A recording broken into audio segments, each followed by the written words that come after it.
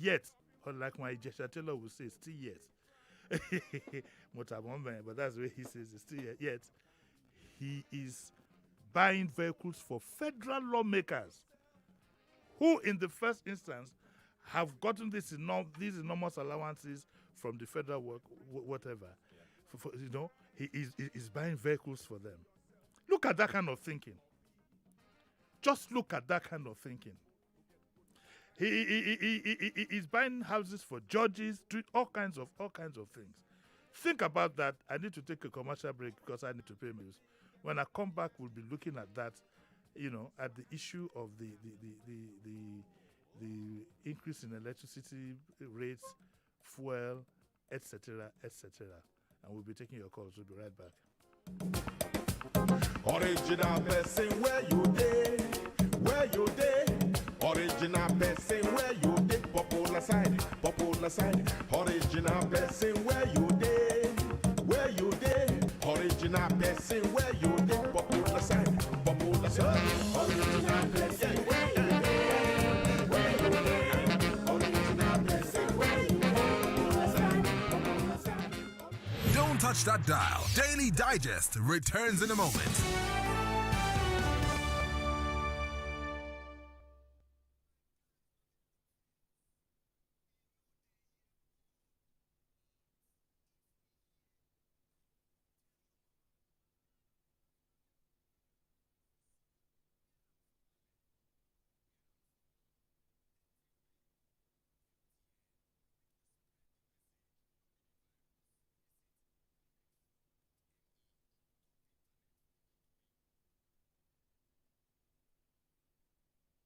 .3 Nigeria Info. Let's talk. 99.3 Nigeria Info. Let's talk.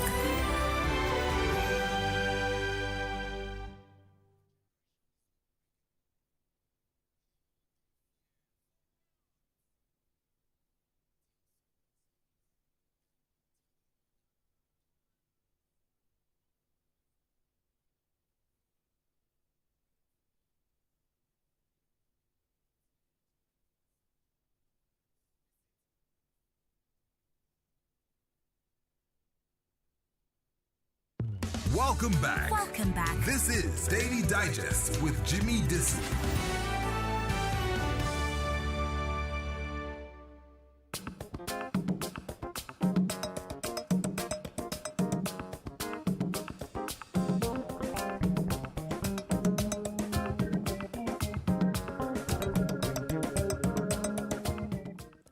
Yeah, you're welcome back to Daily Digest with Jimi Disu, brought to you by MTN. So, like I was saying, I'm not too interested, in the current debate as to fuel prices and so on.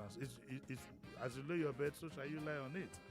But I'd like to get your feelings about the broader perspective as to how, in reality, as to how we need to govern ourselves going forward. Definitely what we have on ground is not working. Do I have a caller there? Hello, morning. Hello? Hello? Hello? Hello? Okay, fine. I mean, if you don't get calls, the lines are open. At some point, we'll be able to take your views. Also, when you do call in, I'd like you to give us your views on this story that says that the 6 discos blame the federal government for inability to deliver adequate, stable electricity to consumers, and they're actually threatening to pull out. And I say that what due diligence did the discos themselves? What due diligence did they do, before they made a bid for these discos? Did they have any expertise along this line? It is still the same way in which we do our things. The same way where everything has some conspiracy level in it. And now the discos are saying they're threatening to pull out.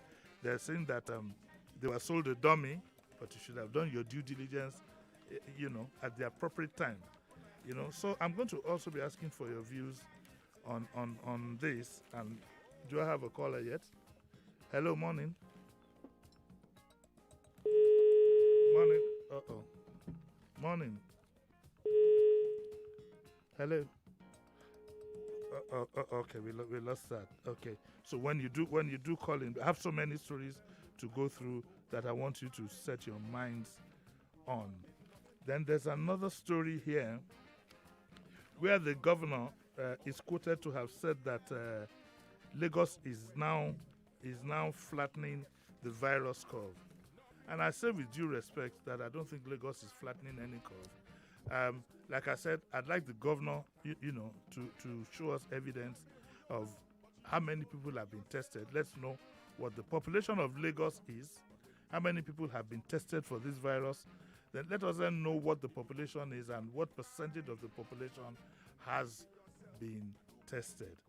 I also gave early this morning my experience on Sunday at the Oniru's Palace, where some coronation was going on. What I saw there frightened me, and to put it bluntly, was a little bit irresponsible on the part of the government in arranging such an event. I called the government official. He told me that on the inside all protocols were observed, and I thought there was something that said that we shouldn't be more than 50 at a gathering. The cars I saw outside were more than 200, and he said, well, it depends on the size of the hall. So I let that ride. And I said, but what about the people on the outside?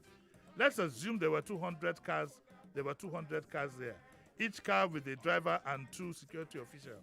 Then the area boys, then the drummers, then this and then that. And I'm saying to the government, what you did is wrong. You took part of the elites in the building. You bounced those outside to the Philistines. That coronation should have taken place on a much lower scale. If it took place with just 10 persons in attendance, it would still be a coronation. And we'd like to call on the government to put an end to these events like this for now. Even because now you're now having weddings. People always follow. If the government could do that, why can't I? So you're now having weddings, naming ceremonies, and everybody has been bound to the Philistines. And guess what? Worldwide, it looks as if the numbers of the corona, whatever, is going up. Indeed, just this morning on CNN, at about 3 a.m. this morning on CNN, it's being reported that another strain could jolly well show its face. Let's take this thing serious. Let the government set a very good example for us. The only thing sacrosanct in life is life itself. Another thing can still go on if scaled down to the barest minimum, and the government should take the lead in this. So that is my appeal. And I also use the opportunity to appeal to our citizens. Take your life in your hands and in the life of God. Make sure that events that are not... I don't see any event that is crucial apart from you having to go to hospital, God forbid. Even to worship is not crucial. You can worship in your house. These things are being streamed. Let's all be responsible. Don't be fooled by some of these things, my people. Don't be fooled. That's why I said knowledge is key. If the numbers are going up in other countries, in India, the numbers are going up. In Brazil, the numbers are going up. Why should Nigeria be any different? I don't believe in it's not my portion philosophy. Leave that to the prophets and the pastors to sort out. And you better be careful the kind of information you take from government. I'm quite disappointed at this, and I'd like people to do calling, and I'd like to hear what your views are. I hope the government takes a cue from this. We will be very upset, extremely upset, if we hear anything of this nature happening again. The government, like I said, and our politicians and our elite need to set a good example to us to follow. You took care of the guys inside, but you see, look at it. Look at the way it works out. Your aides that are outside, they were there in clusters. These same aides are going to drive you home. These same aides are going to open the door for you. You're going to forget something in your car. You run, you touch the handle. Bingo, you've gotten it. Okay? So that story, and the story is in the Nation. It says Lagos now flattening virus curve, and I say respectfully to His Excellency the Governor, sir, I don't know. He also talks about, in the point it says about Lagos low death rate divine. It says the governor said residents should be thankful to God for the less than 2% fatality rate of COVID-19. Do we actually have records of numbers of people who are dying in Lagos? Do we have those records? Do we know what they are dying for? The Muslims that died that are buried within 24 hours, do we know what killed them? How many Lagosians are symptomatic? I hope I use the right word when it comes to COVID. We need to be careful and don't get carried away by some of these things. Okay? So that is another thing that is. Do I have a caller now, Colin? Yes. Okay. Morning. Morning. Hello. Morning. Morning to you, Uncle Jimmy. Yes, sir. God bless you and bless the management of the studio. Thank you. My name is Prince Twice, calling from Amward office. Yes, sir. What you rightly said now, I totally agree with you. The government, maybe the commoner, they were concerned with themselves, they forget the ordinary people on the street. What am I saying is, could you believe all the downfall drivers now, they now carry full load and nothing happened? Yes. No face mask, nothing happened. So when you talk of enforcement of this law in Lagos, I don't talk of other states. I can tell you it's below, their performance is below average. Yes. And as it is now, they tell the market people not to open free day. Why can't you allow them to go on their business? The civil servants, level 1 to 10 or 12, they are at home and you pay their salary. And because if, let's say, they enforce the guidelines, it will be better. I cannot enforce the guidelines, this will allow everybody to go. Therefore that. Okay, sir. And for the increment, that is what they call disco and disco people, I think the federal government has a lot to do. Just compare these people to give Nigeria prepaid meter. If you give us prepaid meter, you can increase. I will know how to use my prepaid meter. But when they refuse, that is what. Sorry, sir. We had to call. Please, when you do calling, you have just about a minute, please. Okay? You have about a minute. Sometimes we extend it beyond if I feel the need to ask you questions further. But time is not our friend. Time is not our friend here. And I'd like to go immediately talking of traditional rulers. The Oba of Benin caught my attention last week. And you remember I said I was going to deal with the issue. He called the candidates and all the politicians to his palace and gave them a complete lashing, you know, as to their behavior, violence, and so on and so forth. And I am glad that he has set the pace. Traditional rulers need to put themselves in the place God has put them, as father of all, not as servants of politicians. There's a photograph that is making the rounds in the social media, where a top politician is sitting down to greet one of the topmost Yoruba traditional rulers. And everybody is asking, how could this have happened?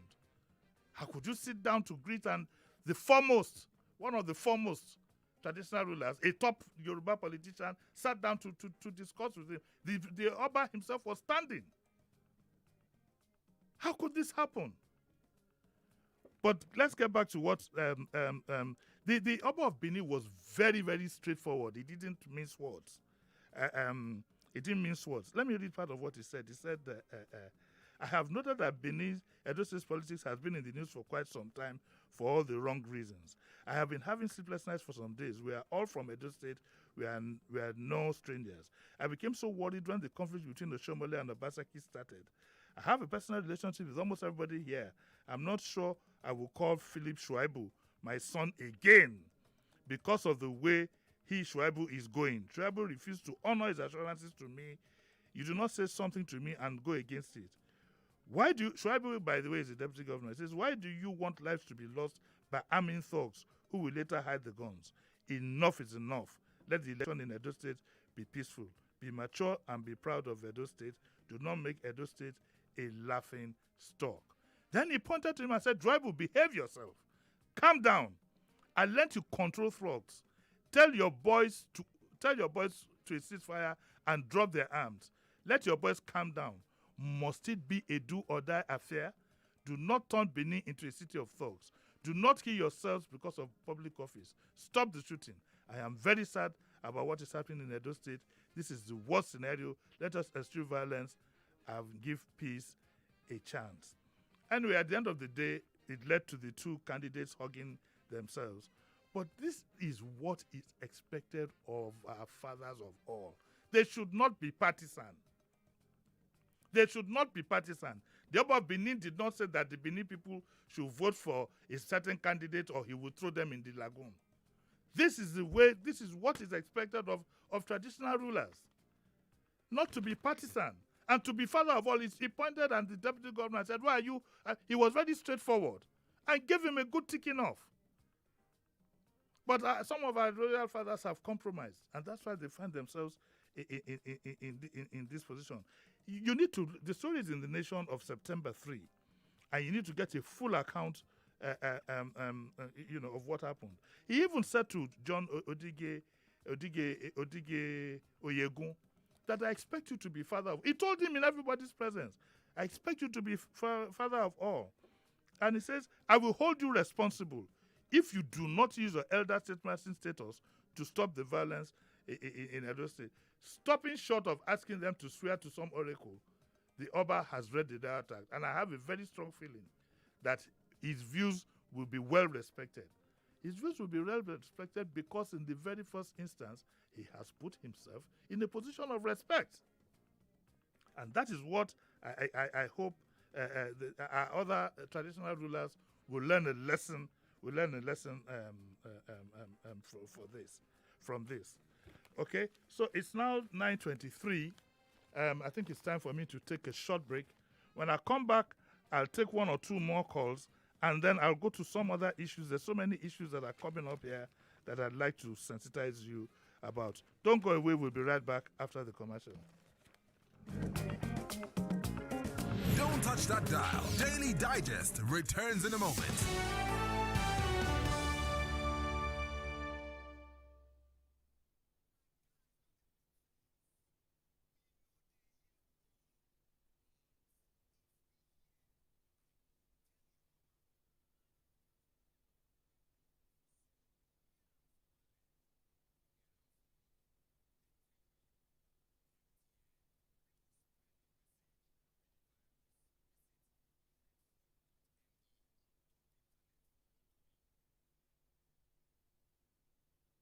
Leading the conversation. We black people must understand what is really going on. Import milk, sugar, toothpaste, handkerchief, pencil. We don't make. Presenting the facts and access to pour out your mind. There are more Nigerian doctors in LA than in the entire country of Nigeria. So let's be serious here. We bring the experts on political and economic issues. Every time you bring in a shipload of rice, you also bring in a shipload of unemployment because you are transferring your wealth to sustain other economies. So let's look at an Africa that must be free to take care of herself, an Africa that's free from exploitation in broad daylight. They need jobs. They are children. They've graduated. They've come back home to begin a second child because there's no factory to employ them. 99.3 Nigeria Info. Let's talk.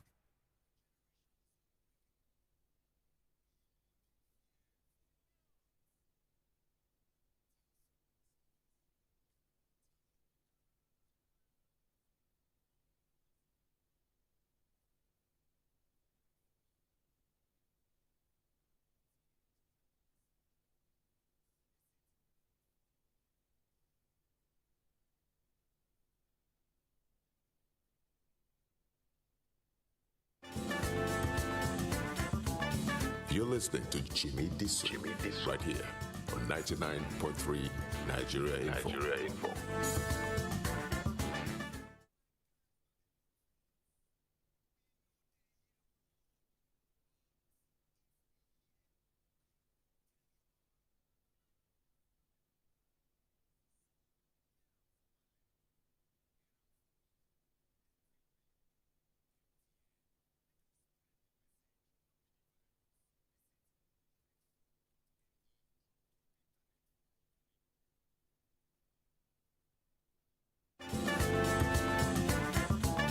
You're listening to Jimi Disu, right here on 99.3 Nigeria Info.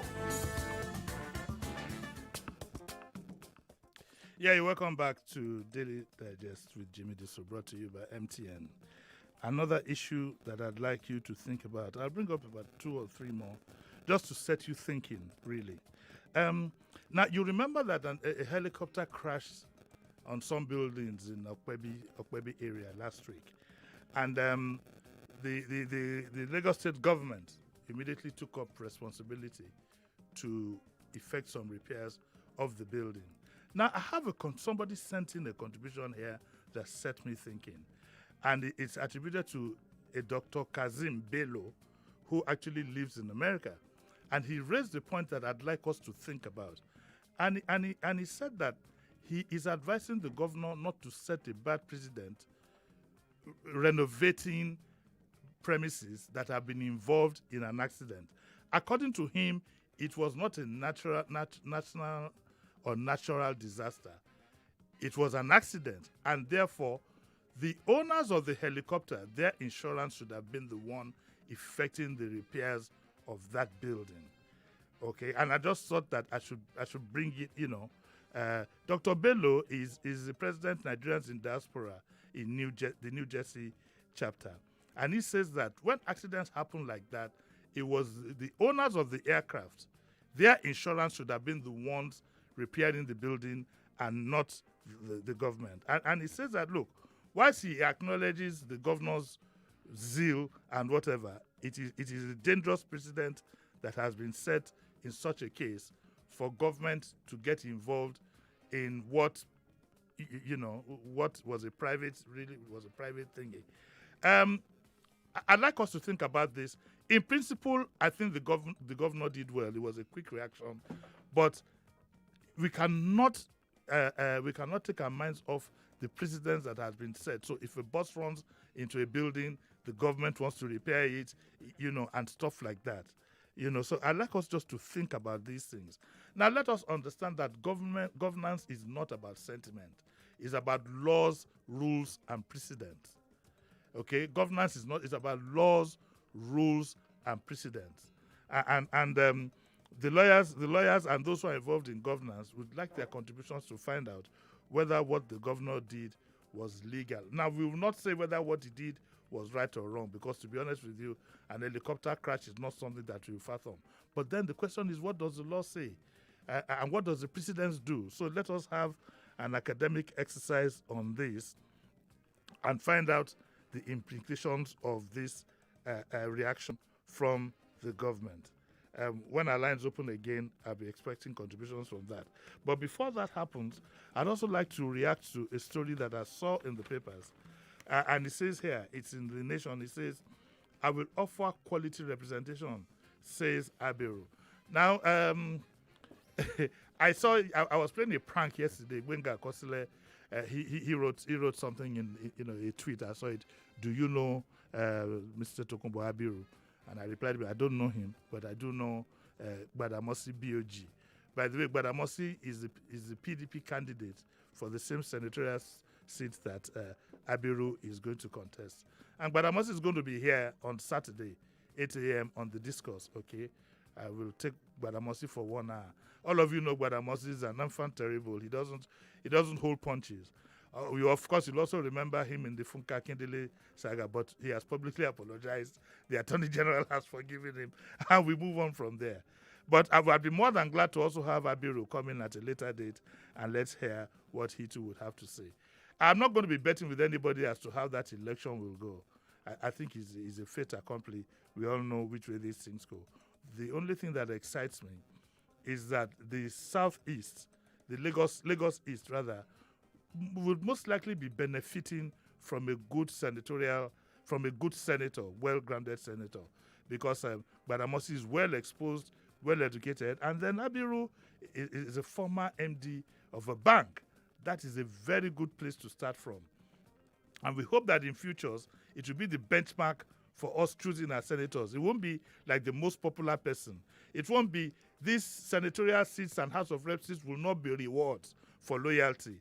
Rather, it will be for their career, their personality, their background. I mean, hey, having a former MD of a bank as an as a senator or a well-educated and exposed Gbadamosi, and not fun terrible for that matter, Gbadamosi will scatter everybody in that place, and probably with that we might get some attention. So it looks as if the Southeast are going to, why do I keep saying Southeast? Lagos East will get a good representation.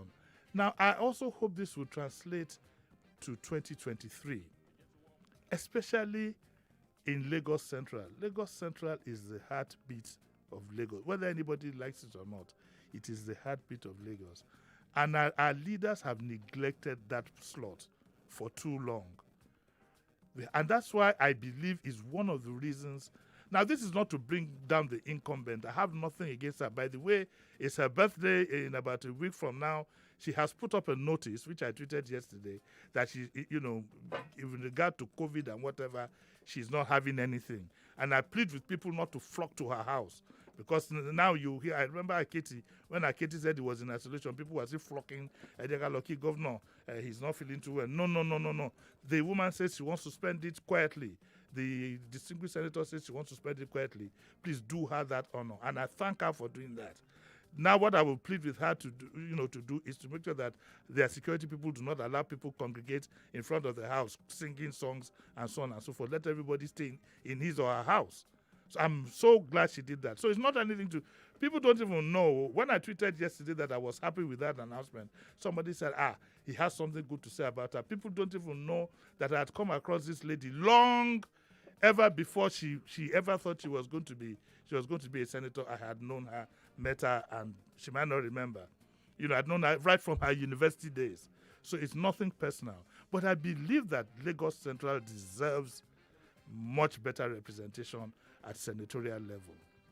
So congratulations, Honorable Abiru. I hope we'll get to meet pretty soon. BOG will be here. Tune your radio and hear what your opponent is going to say. I hope you have enough body to absorb punches because Badamosi is known to be a very strong fighter. Do I have a call there? Hello, morning. Morning. Who's calling? Yeah, this is Richard from Lekki. Good morning. Morning, sir. How are you? Please go on. Thank you. Yeah, talking about the aircraft that crashed into a building. Yes. I get some people in a debate regarding that it's wrong for government. It's not a government property. The aircraft does not belong to the government. Yes. So why will government not take up responsibility? The people they nearly cut off my head that I wasn't. That I said no. It should be done in the right way. This aircraft does not belong to government. So why would that government take up the responsibility? The responsibility should belong to the owner of the aircraft. Okay, thank you. Let me defend the governor here. I have a soft spot for him. I think he did it out of human consideration, and because it was an aircraft that landed on the building, he quickly took responsibility. And don't forget that one of the occupants of that building is an aged woman. So I am not totally against it. I just want us moving forward to realize the implication of the precedents that we have served. The woman was about an 80-year-old woman. And I think out of compassion and zeal, the governor did that. But going forward, we need to take note of these things. Do I have another caller, please? Hello. Morning. Okujibi, good morning, sir. Morning. Good morning, Lagos. Yeah, I just want to quickly talk on the response on the gathering at the coronation. Yes. You see, that is a complete replica of the way they are ruling Nigeria matters. Because they take the performance or the masses in general as those that are to die, while they are the ones that are not supposed to die. Yeah, okay. I think what he was trying to say, if I might summarize, what he was trying to say is that the government should be conscious, and make sure that you take the health considerations of the masses into consideration. In any case, to be honest with you, COVID knows no rich or poor. It doesn't know rich or poor. It is a fluid. It's a very fluid. It's a very fluid circumstance. Okay, you take care of yourself, you lock yourself up, but the driver, the steward goes to the market, comes back. So we need to be, and the government needs to set a good example. What happened must never happen again, or else some of us will be very cross with the government. There is nothing that is cast in concrete apart from life itself. I still maintain that coronation could have been done even in the governor's personal office for symbolic reasons. There was no need for what happened on. Imagine those now, all the people who are there, all it takes is for one person to have had COVID, and I want you to imagine how far it would have spread. Shenwalota says that the ideal is for insurance to take on accidents and casualties and not the government, a standard practice. Else, this will open up a defense route for insurance companies from swinging into action quickly. Mohammed Tajuddin Adio. I said this morning about if you go to my Instagram, I published a video where one of Nigeria's journalists went to visit a senator, and there they were exhibiting his shoes, his watches, his bedroom, and it was such a disgusting thing. I had to put it on my Instagram so that when I say it on the program, I can refer people to where they can see it. If you go to my Instagram page, you will see it there. It's the most distasteful thing I have ever seen in my life, and I'm ashamed that a member of my constituency, the media, is the one who facilitated this what I will call it almost outright madness. What message? What was the message that the distinguished human person? What message, to put it bluntly, Dino Malaye? What message did Dino think he was sending to the Nigerian masses that are suffering? The level of suffering in this country is become so bad. So what message did he think he was sending? Go to my Instagram page and see it. And the journalist who facilitated this, what message did he think he was doing? He might go under the guise to say something to the effect that, I just wanted people to see the vanity and so on and so forth, but there are two sides to this. In any case, we all know what happened in the Abacha era and so on and so forth. I don't want to get myself tied down in any personal whatever with this kind of distasteful behavior. But I am saying that in the light of the developments that we have, in the light of fuel prices going up, electricity prices going up, whatever the reasons, life becoming more difficult, in the light of us not being able to pay a minimum wage, in the light of the various developments, people losing jobs, dying from COVID and so on and so forth, irresponsible behavior left, right, and center. This country is only headed in one direction unless we reverse it. The level of insensitivity of our elite is becoming extremely worrying. Imagine a state governor, with state resources, you go and buy luxury vehicles for federal lawmakers who themselves, the federal government, the National Assembly, have bought vehicles for. The question I ask is, when you do these things, what message do you think you're putting forth? Now 2023 is round the corner. The worms are coming out of the woodwork. We're beginning to see signs and traces of those who want to be in control of affairs 2023. What do we have? We have an ex-convict now parading, thinking that Nigerians have a short memory, but he's right, Nigerians have a short memory. We have another one, we are not too sure of what he's doing. Even he is not too sure of what he's doing, and I'm putting it politely. He is not sure, we are not sure. But if you get people like that endorsed by our religious leaders, then you know that we have a problem. Nigerians, we need to wake up. We need to wake up. I was an assistant editor in The Punch in 1981. This fuel subsidy and fuel prices was a major issue that I met when I was assistant editor in the Financial Punch. 30-something years down the line, it is still a major issue because we have gotten the fundamentals wrong.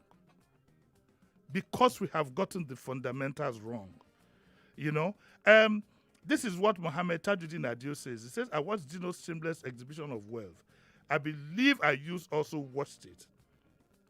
If they still want to die because of any politician, they should go ahead and good luck to them. He's quite elderly. He's completely frustrated. The situation has frustrated him. Look at what Festus Scott says here. He says, good morning, Jimi Disu. We will learn the hard way. The laws don't apply to the elite. They are the first to break the laws. Whatever you don't fight for, you don't value. We'll all suffer and then learn from our mistakes. God continue to bless you. Amakaya Olusegun is still talking about increase in DSTV prices, and I say to him, Omotayo, look, this is the list of anybody's problems. Whatever is a luxury, if you can't afford it, you leave it. And let's go on to, do I have a caller there? Hello, morning. Morning. Yeah, good morning, Uncle Jimmy. Morning, yes. Ambassador. Yeah, this is Ambassador Musa from Moshi. Three topics in 1 minute. Oh, God. Well, Uncle Jimmy, we are living dangerously in this country. As a coalition, we need to take a drive every Sunday and see the way churches are so wicked. We need to see it. To me, well, it's something that at times I just cross my hands and say, oh, hey, I'm not going to show you. Now, concerning the helicopter, to me, the governor took a good gesture by moving that just straight. Yes, it's good, but insurance, to me, don't know that even someone who drive a car in the street and I have a good insurance, someone hits him, he go to perimeter and do it by himself. I think Nigerian politicians should do more on this insurance. Okay, now please remember that you do have just 1 minute when you call in, and I'm not the timekeeper, fortunately. So there's something in the machine that does knock you off. So you need to. Undubisi Okoli says that we are still living in denial of the existence and the effect of COVID-19. Please take care of yourself. Omoka Olusegun says that the Lagos State government should demand a refund from the company for incurred renovation expenses. Ife Omaki says, and I like this one, he says, I don't know why you're excited about Dabiru and Gbadamosi candidacy. They are both well-grounded, all right, but what did Lagos East benefit when Senator Mamora, a gentleman and well-grounded, represented? It is beyond one man. It is about the system. I agree with you, Ife Omaki. I agree with you totally, but it is a good place to start. We need to start some reformation. I don't want us to end the way of some African countries as we speak, because it is important for us to note that what happens sometimes to the goose can also happen to the gander. And that is what a lot of us who know these things, that's what we're trying to avoid, if you get my drift. Joy Forever says it does not work like that. How many professors, people who are high up in corporate organizations, what dividends have we enjoyed? We need electoral reforms that makes it easier for people to elect their leaders, not Baba Sowipe. I agree with you. But at least with the little steps that we seem to, let us start from somewhere. Let's start from somewhere. If you have a senator who is either as exposed as Gbadamosi is, or is a former MD of the bank, is somebody you can lock up in the room and tell some home truths. Do you understand what I'm saying? Let's even start from somewhere. And I hope that we'll be able to. Do I have another caller? Hello, morning. Morning. Okay, now I have a WhatsApp. Hello, good morning. Morning, yes. My name is Chief Darlington. Morning, Chief Darlington. How are you? To God be the glory, Uncle Jimmy. Yes. I want to take it from your words. Yes. Because we have gotten the fundamentals wrong. Yes. From the beginning. That is why Edino Melaye, who after all his antecedents at the House of Representatives was brought back as a senator to the Federal Republic of Nigeria. And then because we have also gotten that fundamentals right, we saw what all transpired during his days, all the fanfare. It is not the first time.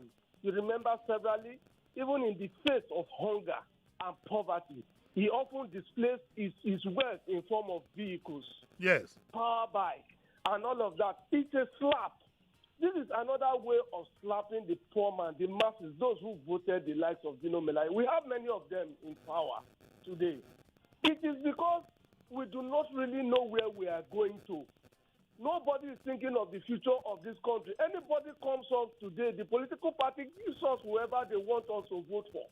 The persons out of their selfish interest, they want to represent them, whether falsely, do they really have the interest of those of us who are the masses, who will go, kill ourselves, fight, stay in the sun, stay in the rain, to want to vote them and get them into power? What they would get at the end of the day, look at what is happening to Nigeria today. Those of us who stood by this government at the beginning, we are regretting it today. What are we getting on daily basis? People are looking at us and making mockery of us. to ask us, these are the people you said were going to help this country. Thank you. What have we gotten today? The fundamentals have always been wrong. Thank you. I have a please, when you send in a WhatsApp, can you please put your name there? But I read this. It says, what Senator Meleye did is uncalled for.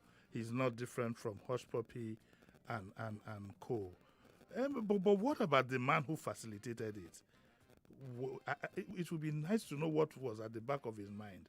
Was it to expose what Dino had or to aid him in doing what he did? I think it's the latter. Well, at least that's the way it comes out. There's somebody else says that the action of Dino is quite appalling. It's quite conspicuous. He's living the life. I can't say he's living the life of a Yahoo. No, I wouldn't say that. Yes, it's all about Dino here. Look at this one here. It says, it says here, it's funny how money, this is Tosin Oyedele, he says it's funny how money turns men to monsters. And he says that, of course, he knew Dino from his Abu days, and he was never like this. Right. Let me take one or two more calls, and then there's another contentious issue that is here. This one is very hot. You want to listen to it very well. This one concerns Igbo ladies, Hello? Igbo women, and inheritance. Yes, morning. Good morning, Oga Jimmy. Morning, sir. Yeah, this is Emeka from Ajam. Yes, sir. Please, I want to tell you something. You know, when you say the press man did wrong by showing all these things, the other way around, you are right. But the other way around, you are wrong. Why I say so is that let presses, be exposing these people a little. They don't know what they are really doing. That's why you say they are behaving like childish. They are behaving childish behavior because the money is shocking them. But when they are televising all these things, Nigeria will see the truth of what these people are using their money for. Okay. One of those watches that is in that place, yes, is more than $500. More than $5,000. Of course, yes. And how many people have rentage after COVID-19 to pay? No. Some people, okay. All right. Point noted. I didn't condemn the journalist who did that. What I said is what was his intention. So it's for him to come and tell us why he did this. Just like the last caller said, the last caller is also right. Because if he didn't do that, we wouldn't have known whatever. But the question is from the dialogue that went on between them. We don't know whether he was cutting the man to talk more or whatever. So I didn't condemn him for the records. Now, this story also caught my attention in the Punch, and this will generate a lot of debate from time, for long after I've left the studio, days, months, and probably years. This is the panorama section of the Punch, and it talks about female inheritance. Supreme Court Igbo culture in head-on collision. What is the problem? Let me read from the story.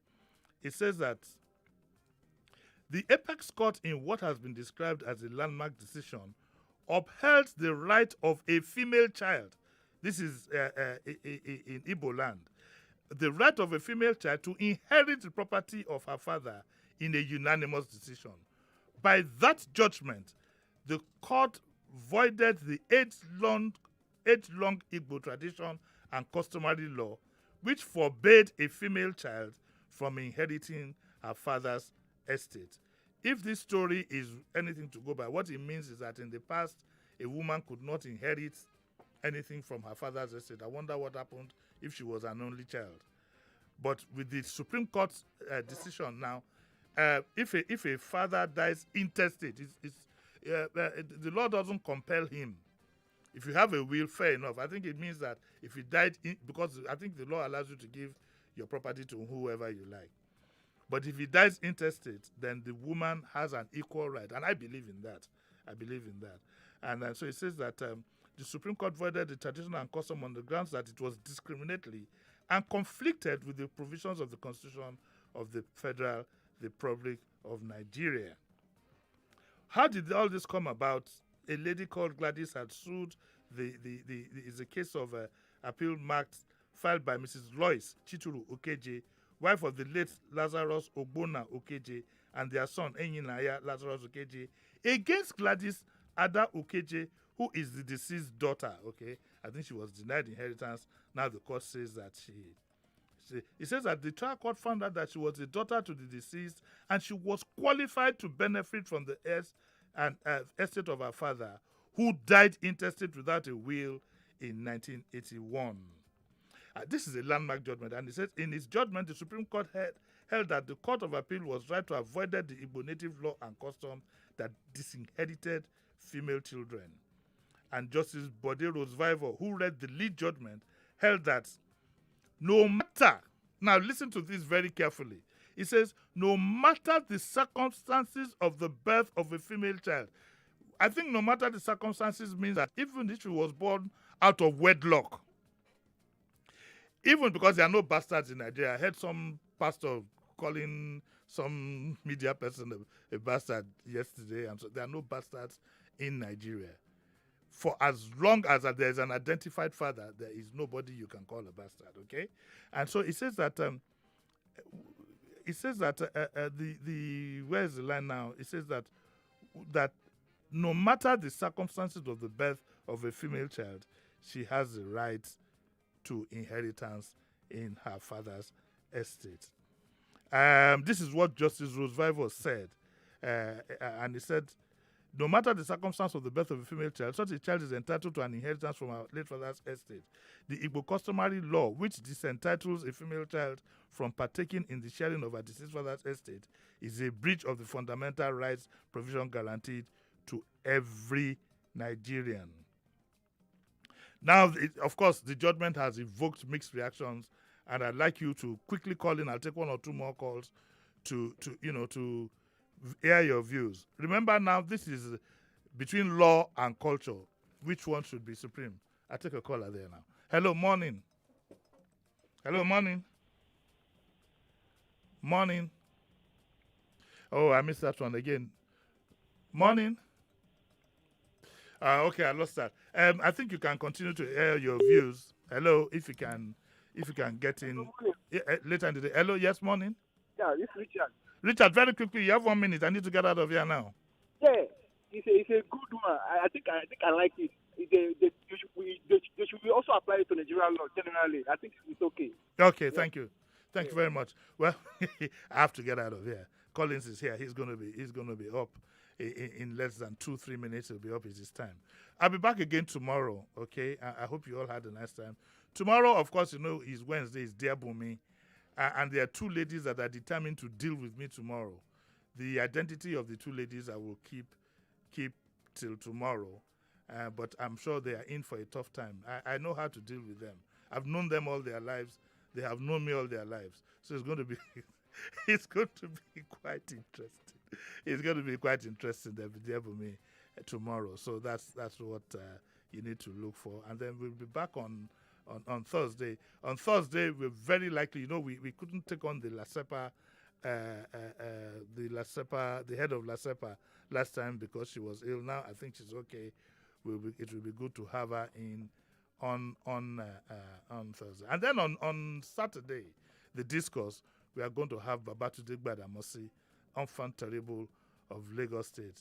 Of course, you know that you're in for a very hot session. I'm going to come with an armor, whatever. I've told Philip that he will have to excuse the pillar. So in case things go wrong, I too can run and hide behind the pillar that is always hiding. Thank you very much, Collins, for producing me here. And thank you very much, Philip, for giving me support from behind the pillar. I can see a little bit of you, but that's okay for me. So I'll be back again tomorrow.